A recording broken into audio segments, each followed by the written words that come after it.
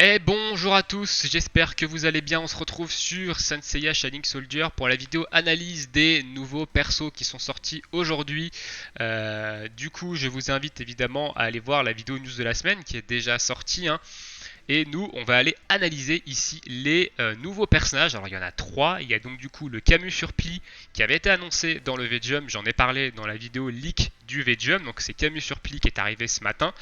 Et un nouveau portail d'ajout d'attributs avec un mu de couleur blanc et un Milo de couleur noire. Du coup, on va aller analyser tout ça et on finira sur la petite single. J'irai refaire ma single sur Camus seulement ici. On va commencer par les ajouts d'attributs, on finira du coup par Camus et la single sur ce portail. Alors, du coup, le mu artwork incroyable en vrai, enfin les artworks sont vraiment très jolis sur le jeu je trouve. Personnage de couleur blanche qui n'a aucune attaque blanche et ça c'est assez particulier, hein. Il est de couleur blanche, il a une attaque noire et deux attaques bleues. C'est plutôt marrant comme, euh, comme archétype. C'est un personnage de type attaquant, donc au niveau de ses stats, niveau 150, rang guerrier 15 ici, je le rappelle. On a 75 500 points de vie, ce qui est vraiment bien pour un attaquant, c'est correct, hein. On a du 24 800 d'attaque physique, donc il n'a pas d'attaque physique je pense, donc enfin d'attaque de type physique du moins, donc son attaque physique on s'en fiche un peu. Il a ici 57 000 d'attaque combative, donc ça va frapper, hein, ça va frapper fort le mu, étant donné que c'est un attaquant, donc c'est normal qu'il ait une valeur d'attaque combative assez haute ici, 57 000 c'est très bien, je crois que ça fait partie des plus hautes.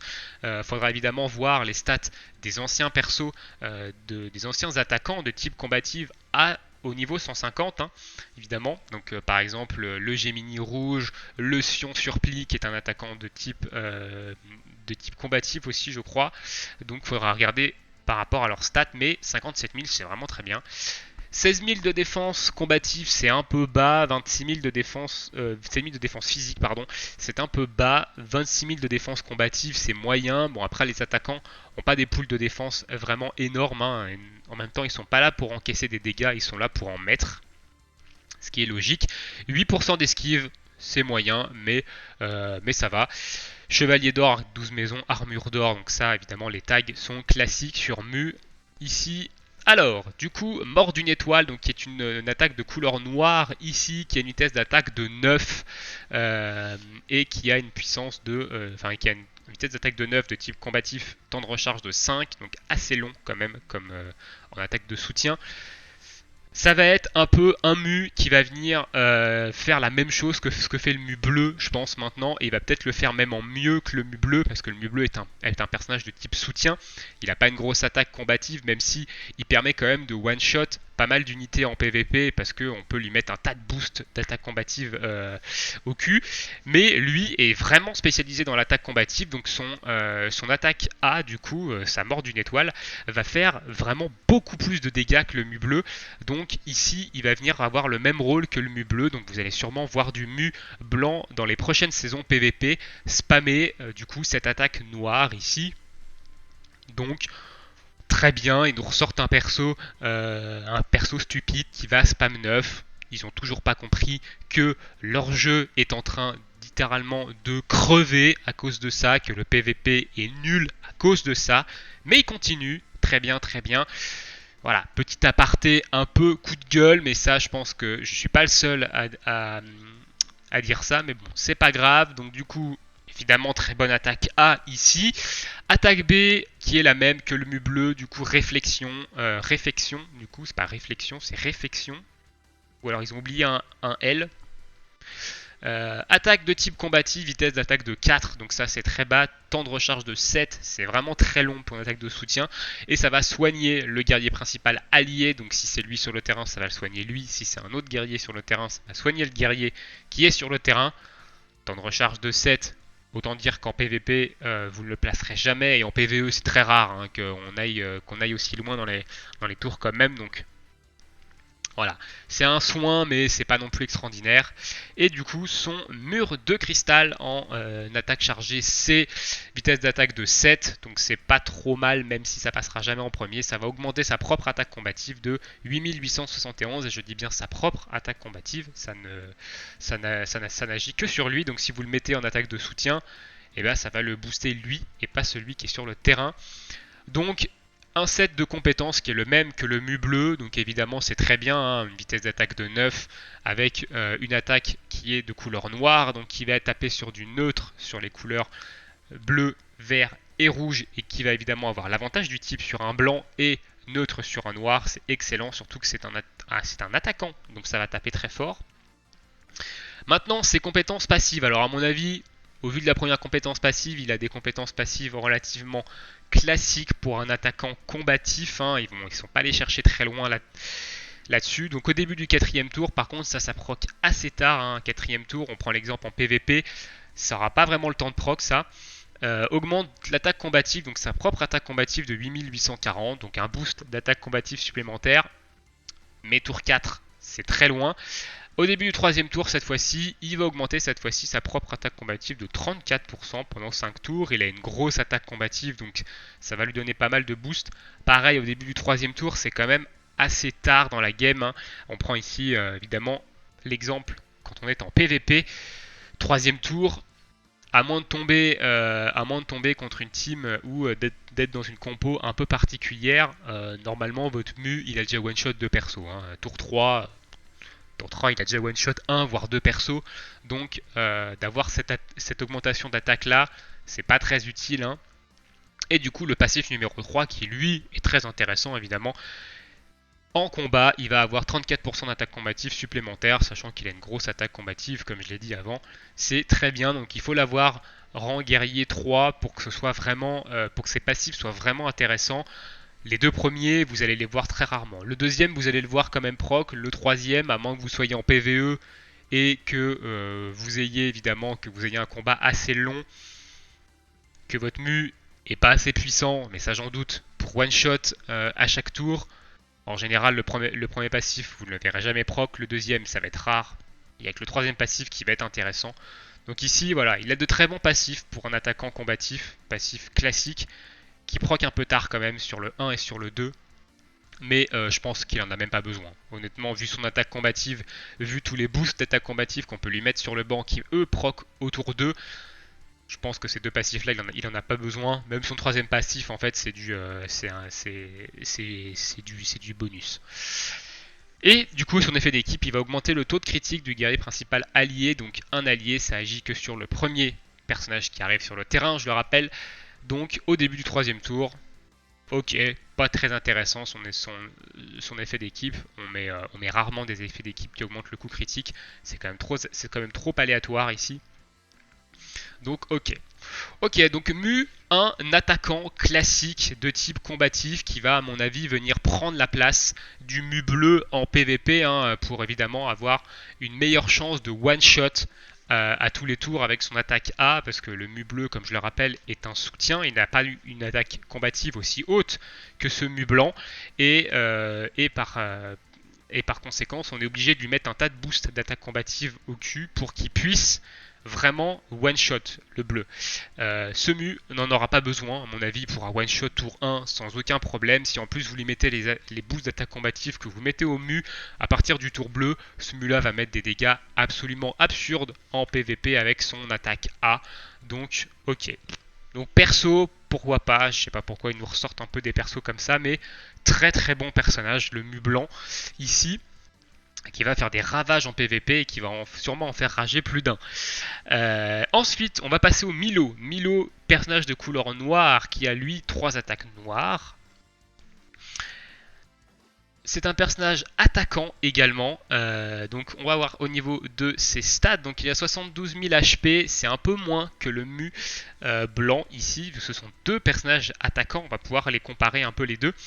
Du coup, il a un peu moins de PV, mais ça reste correct. Il a une attaque physique de 51 000. Il a moins d'attaque physique que ce que peut avoir en attaque combative le mu blanc, du coup. Donc, mais ça reste correct. 51 000, c'est bien. L'attaque combative, on s'en fiche. C'est pas un attaquant de type combatif. Donc 24 000. Hein. Défense physique, 28 000. C'est pas mal. C'est mieux que mu. Défense combative 17 000, c'est moyen. Et par contre, il a que 4% d'esquive, ce qui est quand même relativement bas contre 8% sur le mu. Donc les persos au niveau des stats, c'est un peu. Alors je dirais pas que c'est kiff-kiff, hein, le Milo a des stats moins bonnes que mu, mais légèrement moins bonnes. Elle reste quand même très bonne ses stats pour un attaquant. Alors, du coup, Antares. Attaque chargée A du coup. Vitesse d'attaque de 2, temps de recharge de 2. Donc ça c'est une attaque évidemment qui est intéressante, une attaque de soutien quand même. Hein. Temps de recharge de 2, ça arrive assez vite. Par contre vitesse de 2, il va frapper en deuxième. Ça c'est quasiment sûr et certain.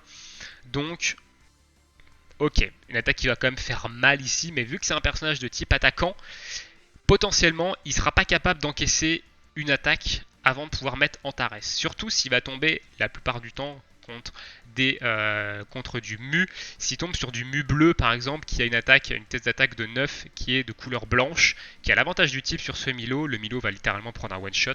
Et s'il tombe sur le mu blanc du coup qu'on a vu juste avant, c'est pareil, je pense pas qu'il soit capable d'encaisser, sachant qu'il a que 17 000 de défense combative et que le mu frappe en combatif. Il va pas pouvoir encaisser. Seiya, Renaissance, vitesse d'attaque de 9, attaque blanche, même chose, avantage du type, il ne sera pas capable d'encaisser ici. Et Saga, du coup, le Saga rouge, vitesse d'attaque de 9 sur une attaque blanche, même chose, avantage du type, il ne sera pas capable d'encaisser. Donc Antares, pas une attaque vraiment très intéressante en PvP ici, car vous ne passerez jamais en premier. Et en plus de ça, les grosses menaces en PvP ont des attaques la plupart de couleur blanche, donc qui ont l'avantage du type sur le Milo noir, et vont passer avant. Et littéralement, le Milo va prendre un one shot, donc Antares à éviter en PvP quand même.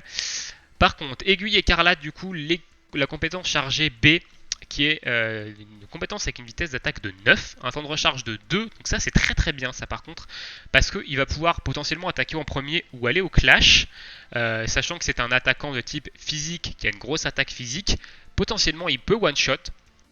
Si vous êtes face à un mu blanc par exemple, vous avez l'avantage du type sur lui, donc vous pouvez potentiellement le one shot, hein, ou n'importe quel autre perso sur lesquels qui du coup ça frappera sur du neutre. Et temps de recharge de 2, ça veut dire que ça va arriver très vite en compétence de soutien. Donc ça, c'est une excellente compétence à mettre en soutien et à utiliser si vous avez Milo sur le terrain. C'est très très bon ça. Ensuite, on va finir compétence chargée C, donc vitesse d'attaque de 7, temps de recharge de 3, et ça va augmenter sa propre attaque physique de 29%. Donc ça, pourquoi pas le mettre en attaque de soutien et du coup le claquer en attaque de soutien pour booster votre Milo. Si vous savez que votre personnage sur le banc, par exemple, ne peut pas attaquer en premier et va potentiellement être mis KO, et bah vous claquez celle-ci. Donc évidemment, temps de recharge 3 tours, ça veut dire que c'est disponible qu'à partir du tour 4. Donc ça arrive quand même assez tard en PvP, mais si vous avez votre Milo en dernier personnage et que votre personnage sur le terrain est sur le point d'être mis KO et que vous n'avez aucune possibilité d'attaquer en fait tout simplement avec ce personnage là et de potentiellement mettre KO l'adversaire, et bah vous claquez cette compétence de soutien, votre personnage va être mis KO, ça va booster votre Milo qui va avoir un 29% d'attaque physique quand il va rentrer sur le terrain, et du coup potentiellement vous pouvez peut-être retourner la game en spammant Aiguille écarlate derrière qui peut potentiellement one shot le reste de l'équipe en face. Donc ça peut être intéressant de le mettre en attaque de soutien, mais seulement dans certaines situations. Je pense qu'on préférera mettre ici l'aiguille écarlate. Ça reste quand même plus intéressant en compétence de soutien, hein, vitesse d'attaque de 9, temps de recharge de 2. Ça veut dire qu'elle est disponible au début du tour 3. Donc ça reste quand même plus intéressant. Mais ça peut marcher. Donc un set de compétences vraiment très intéressant, à part Antares. Antares, je pense que ça va être plus utile en PvE hein, si vous voulez one shot.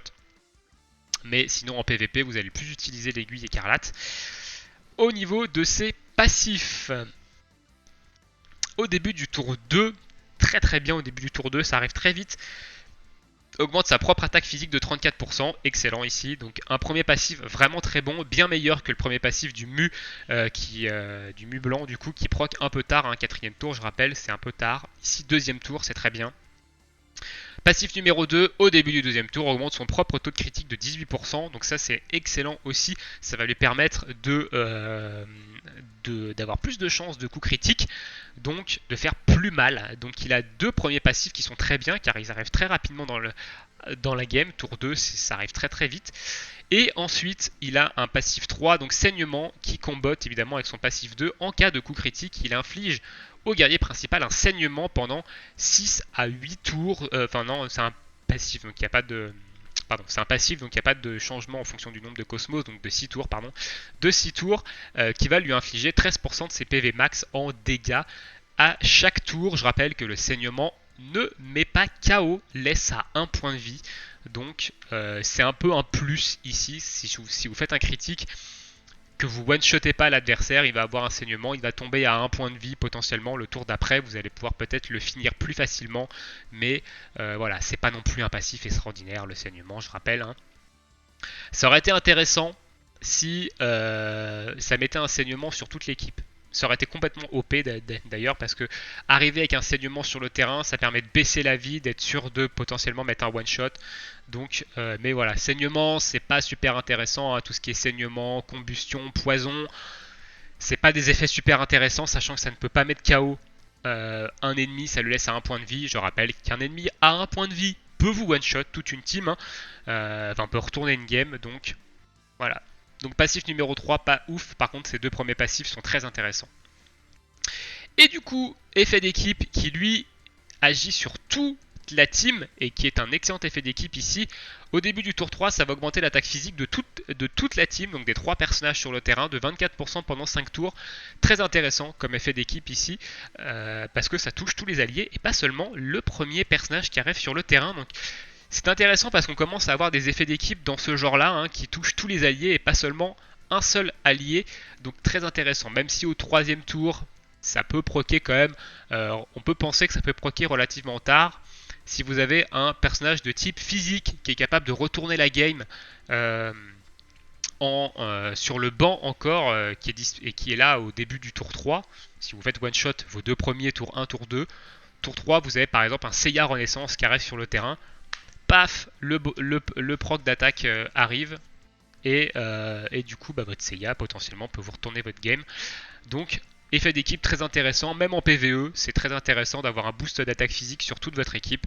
Ça peut évidemment permettre de switcher de perso et de ne pas être obligé d'avoir un certain personnage à un moment, à un tour T sur le terrain pour profiter de ce boost, donc très intéressant. Donc le Milo, très bon attaquant physique, hein, ici, franchement, en PvP, il va être vraiment viable ici. Donc, bon personnage. Les deux persos d'ajout d'attributs sont très bons ici. J'irai quand même pas faire ma single à 20 hein, parce qu'ils vont finir dans le portail ticket, donc potentiellement j'aurai des chances de l'avoir avec les tickets. Mais les deux personnages sont vraiment très bons et vont pouvoir être joués dans la prochaine saison PvP. Et à mon avis, bon, je pense que le Mu va faire plus de ravages que le Milo, mais le Milo reste quand même très très intéressant et va potentiellement pouvoir contrer le Mu à condition de gagner évidemment le clash entre les deux attaques. On va passer au Camus et on va finir d'ailleurs avec le Camus Surpli, troisième personnage Surpli à sortir. On voit ici que c'est un bloqueur. Hein. On va aller faire son analyse. Alors, personnage de couleur rouge ici, avec 3 attaques rouges. Alors je rappelle le rouge plus. Rouge plus, c'est juste un effet d'attribut qu'il débloque au rang guerrier 15. Hein. Donc ça veut dire que vous êtes rouge plus, ça veut dire qu'un rouge aura le désavantage du type sur vous. Que vous êtes quand vous êtes rouge plus, il vous suffit de faire un test si vous avez farmé Cassios, hein, Cassios que vous avez tous rang guerrier 15, qui a été donné rang guerrier 15 en mode gratuit, qui est rouge plus du coup, et vous voyez que quand vous combattez contre un rouge classique, vous avez l'avantage du type sur lui, et lui il a un désavantage, donc ces attaques ont un résist dessus, mais ça se débloque au rang guerrier 15. Voilà, petite précision ici, au cas où les gens demandent, l'attribut plus ici se débloque au rang guerrier 15. Allez, on va analyser le Camus du coup qui est un bloqueur. Alors au niveau de ses stats, 96 000 d'HP pour un bloqueur c'est pas mal. Ça lui permet d'encaisser quand même bien. Attaque physique 21 000, il n'aura pas d'attaque de type physique je pense. Attaque combative 39 000, c'est correct hein, pour un bloqueur, il n'est pas là pour faire des dégâts. Défense physique 26 000 c'est bien, défense combative 30 000 c'est bien. 12% d'esquive c'est bien. Donc au niveau de ses stats, il a des bonnes stats pour un personnage bloqueur. Ici, qui n'est pas là pour faire des dégâts, qui n'est pas là non plus spécialement pour tanker, qui est là pour mettre un peu des malus, pour emmerder un peu l'équipe adverse, mais il a quand même de bonnes stats. Au niveau de ses compétences chargées, du coup, poussière de diamant, vitesse d'attaque de 7, temps de recharge de 3, donc de type combative, il va du coup faire des dégâts tout simplement. Donc il attaquera pas en premier hein, face aux gros DPS en PvP qui ont généralement des vitesses d'attaque de 9. Il attaquera pas en premier, il sera potentiellement capable par contre d'encaisser une attaque et de pouvoir placer sa poussière de diamant, donc pourquoi pas ici. Ensuite, cristal du vent glaçant, vitesse d'attaque de 9 et du coup c'est une attaque qui fait des dégâts et qui a des pourcentages de chances de geler. Ici, donc c'est une attaque qu'il faut évidemment lancer avec le plus de cosmos possible, hein, car le pourcentage de chance de geler augmente en fonction du nombre de cosmos avec laquelle vous lancez. Ça reste pas sur du 8%, ça doit monter jusqu'à 22% je crois en art 7ème sens. Vitesse d'attaque de 8, c'est intéressant parce qu'il pourra potentiellement aller au clash ou passer en premier en fonction de l'ennemi contre lequel vous êtes. Maintenant en PvP, vu que la plupart des personnages joués ont des vitesses d'attaque de 9, il passera quand même en deuxième. Mais comme je l'ai dit pour l'attaque A, il a des stats qui potentiellement peuvent lui permettre d'encaisser une attaque et de pouvoir à la limite derrière poser un gel. Donc si vous arrivez à geler, potentiellement ça peut vous carrer une game. Donc compétence d'attaque B intéressante. Et du coup la compétence d'attaque C, barrière glaçante, vitesse d'attaque de 2. Donc ça par contre c'est un peu bas. Mais même chose que pour les deux compétences d'avant. Il a des défenses qui lui permettent d'encaisser une attaque, donc potentiellement de placer cette attaque-là. Mais c'est une attaque qui ne fait pas de dégâts, qui va juste diminuer la défense combative du guerrier principal ennemi, pardon. Donc pas très intéressante ici en PvP. En PvE, ça peut être utile à la limite si vous voulez faire des gros dégâts lors d'un événement de classement, etc.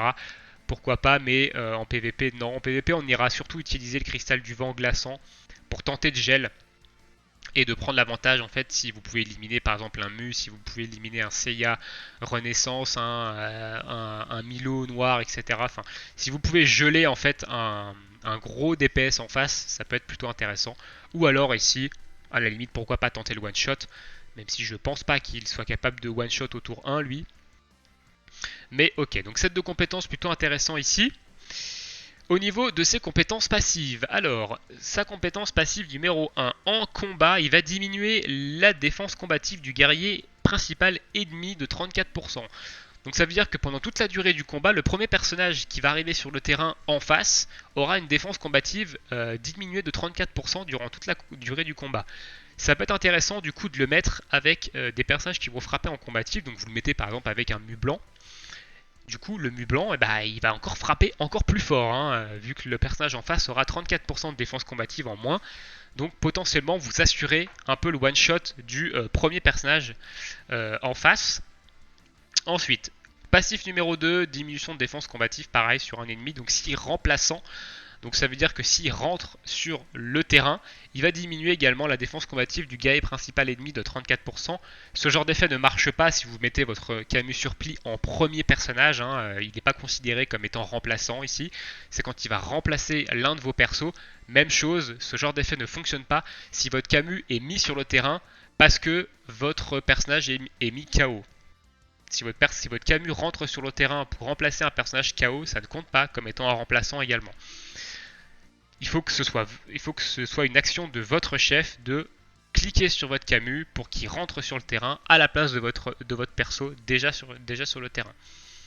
Why not ici, ça peut être intéressant par exemple.